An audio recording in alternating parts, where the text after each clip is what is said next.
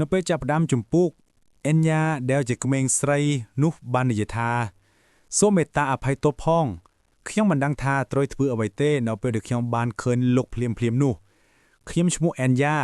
ខ្ញុំជាសិស្សអាហារូបករណ៍នៅសាលាបណ្ឌិតចាសភាទីនេះជាមនុស្សសាមញ្ញបន្ទាប់មកវីរ៉ាបឺគិតថាមនុស្សសាមញ្ញខ្ញុំគិតថាទេពអបសរជ្រើសរើសតែអ្នកដែលមានឈាមរាជវង្សតែប៉ុណ្ណោះតើនឹងពិតជាមានទេពកោសល្យខ្លាំងដល់ថ្នាក់ហ្នឹងមែនទេឬគាត់និយាយថាគ្មានបញ្ហាអីទេអេនយ៉ាមិនអីទេ Quick Handle ក៏សួរថាហេខ្ញុំបានប្រាប់ឯងឲ្យស្នាក់នៅផ្ទះហើយមែនទេខ្ញុំប្រាប់ឯងថាកុំចេញមកក្រៅរហូតដល់ខ្ញុំត្រឡប់មកវិញមែនទេអេនយ៉ាឆ្លើយតបថាអត់អីទេខ្ញុំមានអារម្មណ៍ប្លែកនៅពេលដែលខ្ញុំស្នាក់នៅតាខនផ្ទះខ្ញុំមកដោយគិតថាប្រហែលជាល្អប្រសើរបើខ្ញុំបានជួបលោកប៉ុន្តែបន្ទាប់មកខ្ញុំបានឃើញលោកជីនដូច្នេះវាជាគំនិតល្អមែនទេដែលខ្ញុំបានមកវីរ៉ាប្រគិតថាមនុស្សធម្មតាក្នុងនាមជាសិស្សអាហារូបករណ៍ដែលជាមនុស្សសាមញ្ញខ្ញុំអាចយល់បានថាតើពួកអភិជននៅវើមុនទាំងនេះបានធ្វើបាបនាងប៉ុណ្ណា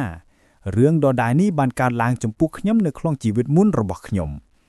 បន្ទាប់មកគាត់សួរថាហេតុអ្វីបានជាលោកជីនមកទីនេះវីរ៉ាបុរសឆ្លើយថាខ្ញុំមកជួបឯងអេនយ៉ាមាននរណាម្នាក់កំពុងកំណត់គោលដៅលើឯងដែលជាអ្នកចុះកិច្ចសន្យារបស់អាល់តាសដូច្នេះតើឯងនឹងមកជាមួយខ្ញុំទេខ្ញុំនឹងរក្សាឯងឲ្យមានសុវត្ថិភាពនាងខ្មាអៀនហើយនិយាយថាលោកមកយកខ្ញុំមែនទេលោកអាចយកខ្ញុំទៅបានពិតប្រាកដការអធិដ្ឋានពេលយប់របស់ខ្ញុំទៅកាន់ប្រាសអាតាសបានសម្រេចហើយឥឡូវនេះ Quick Handle និយាយថាសូមឈប់ទៅអេនយ៉ាបន្តសូមយកខ្ញុំទៅសូមយកខ្ញុំទៅសូមព្រះនិពេលវេលាគង់នៅភ្លាមនោះ Quick Handle ក៏វាយនាងចំកញ្ចឹងហើយធ្វើឲ្យនាងសន្លប់គាត់និយាយថាខ្ញុំគិតថានាងប្រហែលជានិយាយថានាងចង់ស្នាក់នៅទីនេះប៉ុន្តែប្រសិនបើអ្នកហៅនាងមើលទៅហាក់ដូចជានឹងមកសូម្បីតែគុកក្រោមដីរបស់ Rune Candle របស់អ្នកវីរៈបុរសឆ្លើយថាគុកក្រោមដីគ្មានអ្វីដូចនេះទេ Quick Handle និយាយថា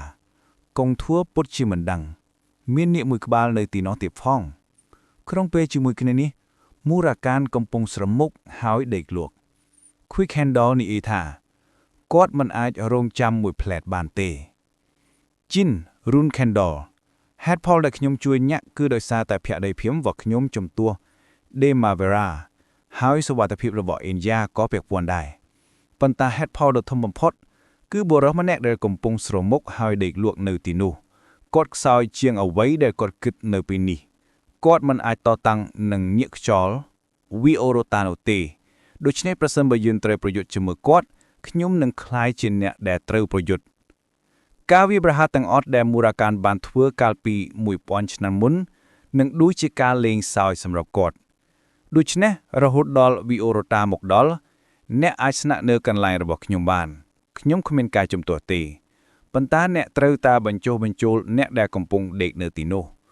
ព្រោះវានឹងឆ្គងបន្តិចសម្រាប់គាត់ដែលត្រូវនៅក្នុងផ្ទះរបស់សង្សារចាររបស់គាត់វីរៈបុរសគិតថា Quick Handle នេះគិតអំពីអ្វីៗគ្រប់យ៉ាងបានល្អជាងអ្វីដែលខ្ញុំរំពឹងទុកគាត់និយាយថាមិនអីទេខ្ញុំនឹងបញ្ចុះបញ្ចូលគាត់ Quick Handle និយាយថាមិនអីទេនាងនឹងភ្ញាក់ឡើងក្នុងរយៈពេល10វិនាទីទៀតសូមពន្យល់ស្ថានភាពទាំងអស់ដល់នាងដោយប្រុងប្រយ័ត្នវីរៈបុរសសួរថាលឿនម្លេះអ្នកវាយនាងខ្លាំងណាស់តើហេតុអ្វីបានជានាងអាចភ្ញាក់ឡើងលឿនម្លេះភ្លាមនោះអេនយ៉ាក៏ភ្ញាក់ឡើង Quick Handle និយាយថាប្រសិនបើខ្ញុំត្រូវប្រាប់អ្នកអំពីពិភពលោកនេះអ្វីអាចកើតឡើងហួសពីភាពធម្មតានិងតក្កវិជ្ជាដូច្នេះអ្នកត្រូវដោះស្រាយរឿងទាំងអស់នេះឥឡូវនេះវីរៈបុរសលីដូច្នេះក៏ពន្យល់គ្រប់យ៉ាងដល់នាងអញ្ញាបន្តមកនិយាយថាមាននរណាម្នាក់កំពុងកំណត់គោលដៅអ្នកចុះកិច្ចសន្យាទាំងអស់ដូច្នេះគោលដៅបន្តរបស់ពួកគេប្រហែលជាខ្ញុំពិតជានឹងជឿអ្វីដែលអ្នកនិយាយជីនកំណត់ខុបខិតពាក់ព័ន្ធនឹងកុមារក្មេងស្រីបន្តមកនាគហើយបន្តមកអ្នកវាពិតជារ៉ូមែនទិកណាស់ខ្ញុំត្រូវរៀបចំដើម្បីចាក់ចែងពីទីនេះជាមួយគ្រួសាររបស់ខ្ញុំតើយើងនឹងទៅនៅពេលណាវីរៈបុរសនិយាយថាកាន់តែឆាប់កាន់តែល្អយកព្រមអញ្ចឹងទៅនៅថ្ងៃស្រែកនិយាយពីគ្រួសារខ្ញុំមានន័យថាខ្ញុំបងប្រុសរបស់ខ្ញុំ Bobby និងឆ្កែចាស់របស់ខ្ញុំ Quick Handle និយាយថាអញ្ចឹងតើត្រៀមខ្លួនទៅចេញទៅមុនពេលវាងងឹតបន្ទាប់ពីបញ្ជូននាងទៅ Quick Handle និយាយថាយល់ក៏អន្តត្រូវនិយាយនៅសាលាបណ្ឌិតសកម្មថាឯញាកំពុងឈឺវីរៈបុរសឆ្លើយថាបាទព្រោះថានាងបបងការសិក្សាចេញពីសាលាបណ្ឌិតសកម្មពួកគេនឹងចាប់ផ្ដើមធ្វើការស៊ើបអង្កេតភ្លាមនោះមាននរណាម្នាក់គួរទ្វារមាននរណាម្នាក់នៅផ្ទះទេខ្ញុំត្រូវការអូសខ្លាដើម្បីដុតភ្លើង Quick Handle គិតថាអូវាត្រូវបានគេបំផ្លិចចោលទាំងស្រុងព្រោះតែវាជាមនុស្សចម្លែកវីរៈបុរសពាក់មួកសុវត្ថិភាពរបស់តាផាន់ហើយនិយាយថារងចាំបន្តិចថ្ងៃនាង Quick Handle តើអ្នកគិតថាគាត់មកសុំអ៊ុយដែរឬទេប្រហែលជាមនុស្សនៅខាងក្រៅគឺមកពីកងកម្លាំងពិសេសរបស់នគរ Vermont ពួកគេប្រហែលជាកំពុងតាមដានអេញាឥឡូវនេះអ្នកបាននាំនរណាម្នាក់ពីខាងក្រៅចូលមកខាងក្នុងពួកគេប្រហែលជាបានមកតាមដានរឿងនោះនាងខឹងខ្លាំងណាស់ដោយគិតថាតើពួកគេកំពុងតាមដានអេញាមែនទេហើយក៏បើកទ្វារបរិសុទ្ធនោះសួរថាអូដូច្នេះអ្នកនៅផ្ទះមែនទេនាងចាប់កបរិសុទ្ធនោះហើយលើកគាត់ឡើងប្រាប់ខ្ញុំមកតើឯងមកពីកងកម្លាំងពិសេសរបស់ Vermont មែនទេគាត់ឆ្លើយថាគ្មានអ្វីដូចនេះទេនាងសួរថានរណាបញ្ជូនឯងមកម្នាក់ទៀតក៏មកដល់ហើយនិយាយថាខ្ញុំជាអ្នកបញ្ជូនគាត់ប្រសិនបើអ្នកដកដៃចេញពីគាត់ឥឡូវនេះទេប្រសិនបើអ្នកសម្លាប់គាត់កងកម្លាំងពិសេសរបស់ Vermont នឹងមកដល់ទីកន្លែងនេះភ្លាមៗ Quick Handle ក៏ដកលេងគាត់ហើយនិយាយថាអូខ្ញុំគិតថាអ្នកត្រូវតែជាមេដឹកនាំដូច្នេះប្រសិនបើខ្ញុំត្រូវសម្លាប់នរណាម្នាក់ខ្ញុំគិតថាខ្ញុំត្រូវថាសម្លាប់អ្នកនាងក៏ផ្លាប់ទីទៅក្បែរគាត់នៅលើបឿនខ្លាំងរឿនហើយវាយកណ្ដាប់ដៃដ៏ខ្លាំងមួយប៉ុន្តែគ្មានអ្វីកើតឡើងចំពោះគាត់ទេគាត់និយាយថាខ្ញុំគិតថានេះគ្រប់គ្រាន់ដើម្បីកាត់បន្ថយកំខឹងរបស់អ្នកជំពូក៏បានបញ្ចប់នៅត្រង់នេះ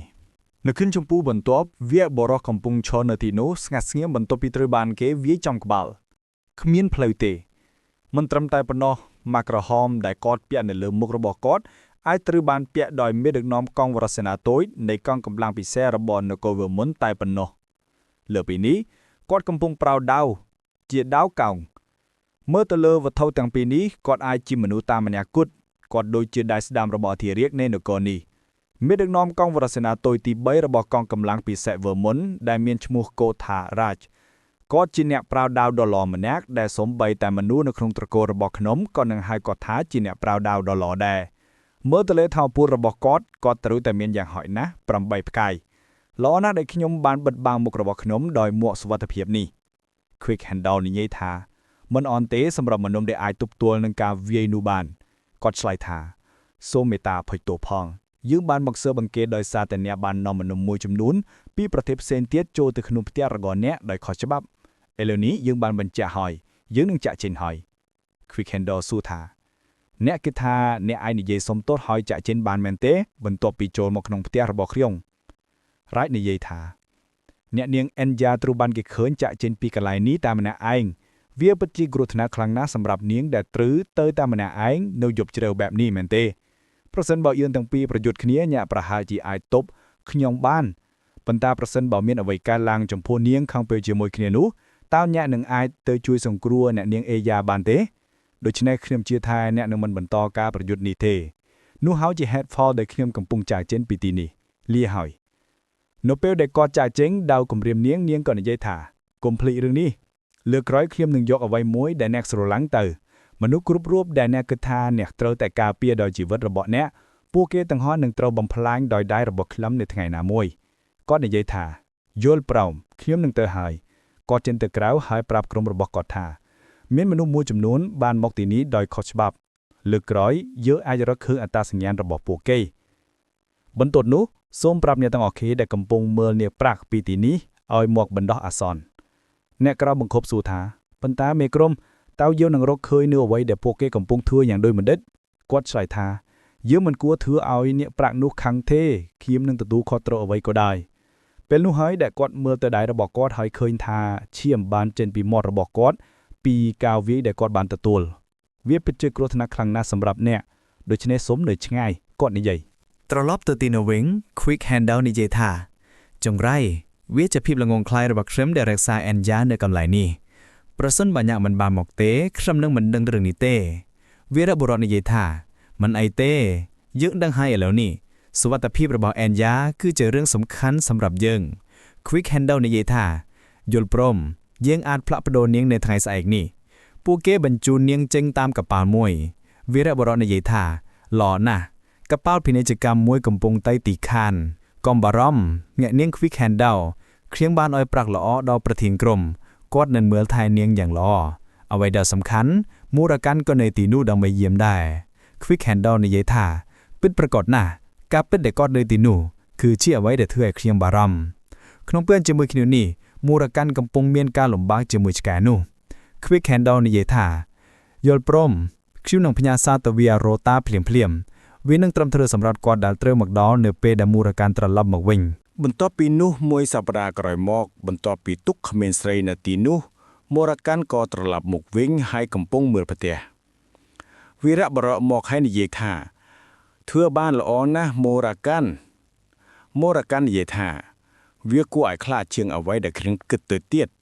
ព្រោះមើលតែលើផ្ទះនេះវាដូចជាផ្ទះដែលយើងធ្លាប់ស្នាក់នៅកាលពី1000ឆ្នាំមុនវីរបុរសសួរថាអាយ៉ា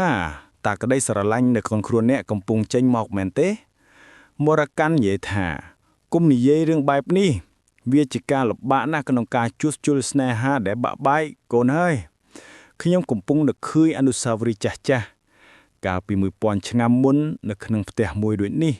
Dema Quick Handle និងខ្ញុំនឹងជប់លៀងយ៉ាងសប្បាយរីករាយអ្វីពិតជារីករាយណាស់កាលពីពេលនោះ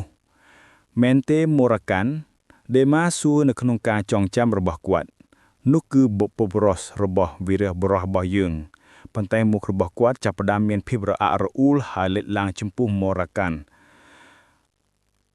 ក្បាលរបស់គាត់ចាប់ផ្ដើមឈឺខ្លាំងនៅទីនេះ Quick Handle ឃើញគាត់ហើយសួរថាយ៉ាងម៉េចក្បាលរបស់អ្នកឈឺហើយអ្នកអស់កម្លាំងត្រឹមតែហោះហើរចម្ងាយខ្លីមែនទេមរកាន់និយាយថាខ្ញុំបានคลายជាខ្សោយប៉ុន្តែនោះមិនមែនមានន័យថាខ្ញុំគួរតែអស់កម្លាំងដោយសាររឿងនេះទេ Quick Handle និយាយថាអញ្ចឹងតាំងស្មារតីយើងបានទទួលចម្លើយពីវាអូរ៉ូតានាគខ្យល់នោះហើយគាត់នឹងមកនៅថ្ងៃស្អែកយើងនឹងជួបគ្នានៅលើកោះដែលគ្មានមនុស្សរស់នៅមួយនៅសមុទ្រ South End នៃ Vermont ដោយនោះដែរពួកគេក៏ដល់កោះនោះវីរបុរសរបស់យើងនិងមរកាន់កំពុងលាក់ខ្លួននៅកន្លែងនោះមរកាន់សួរបីថ្ងៃមុនថាតើអ្នកនឹងធ្វើអ្វីអំពីវីអូរ៉ូតានាងឆាយថាវាច្បាស់មែនទេគ្រឿងនឹងសួរថាតើកុមារនោះនឹងនាងអញ្ញាព្យាបាលរបស់គាត់នៅឯណាដែលអ្នកបានលើកឡើងបើគាត់បដិសេធមិននិយាយអ្វីទេខ្ញុំនឹងវាយគាត់មរកាន់និយាយថានោះជាគំនិតល្អអ្វីដែលសំខាន់ក្មេងដែលឈរនៅទីនេះជាមួយខ្ញុំមានជំនាញគ្រប់គ្រាន់ដើម្បីកុំឲ្យជាប់នៅក្នុងរឿងនោះដោយសារអេនយ៉ាមិននៅទីនេះទេអ្នកមិនចាំបាច់បារម្ភអំពីនោះទេនាងនិយាយថារឿងនេះមិនពាក់ដននឹងអ្នកទេមរកាន់ព្រោះខ្ញុំជាអ្នកដែលនឹងប្រយុទ្ធតែម្នាក់ឯងអ្នកមិនចាំបាច់ធ្វើអ្វីទេមរកាន់និយាយថាខ្ញុំខ្សោយប៉ុន្តែនោះមិនមែនមានន័យថាសង្សារចាស់របស់ខ្ញុំត្រូវអាណិតខ្ញុំទេ Quick Handle និយាយថាហេតុអ្វីបានជាខ្ញុំអាណិតអ្នករឿងនេះពាក់ព័ន្ធនឹងអេនយ៉ាមិនត្រឹមប៉ុណ្ណោះនាគមានកិត្តិយសគាត់នឹងមកនៅកន្លែងនេះតែម្នាក់ឯងហើយដូច្នេះតើអ្នកគិតថាខ្ញុំនឹងចាញ់គាត់ទេ